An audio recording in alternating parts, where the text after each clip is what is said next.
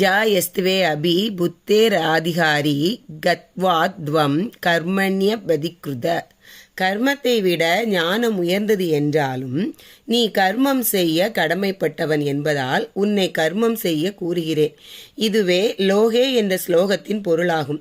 இந்த உலகில் 2 வகையான மனிதர்கள் உள்ளனர். தங்களது இல்லற வாழ்க்கையை விடுத்து ஞான நிஷ்டையில் ஈடுபட்டுள்ள சனகர் போன்றவர்கள், இல்லற வாழ்க்கையிலிருந்து ஞானத்திலும் ஈடுபாட்டுடன் உள்ள ஜனகர் போன்றவர்கள் ஆவர்.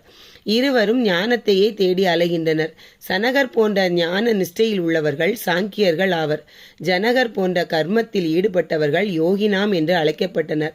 யோகிகள் எனப்பட்டவர்கள் ஞானத்தில் விருப்பம் கொண்டிருந்தாலும் உலகின் நன்மைக்காக இல்லறத்தில் ஈடுபட்டு கடமை ஆற்றுகின்றனர். இவர்களின் நற்கர்மங்கள் சர்வேஸ்வரனின் தயை மூலம் உண்டாகிறது. இங்கு கிருஷ்ணன் அர்ஜுனனிடம் கூறுவது, துவம் து ஜனாகதிவத் கர்ம ஏவ ஞானோக்கிய ந து சனாகதிவத் தத்யாகனே. நீ ஞானம் என்பதை சரியான கர்மங்கள் இயற்றி ஜனகன் போன்று இருக்க வேண்டும், சனகர் போன்று துறந்து இருக்கக்கூடாது என்பதாகும்.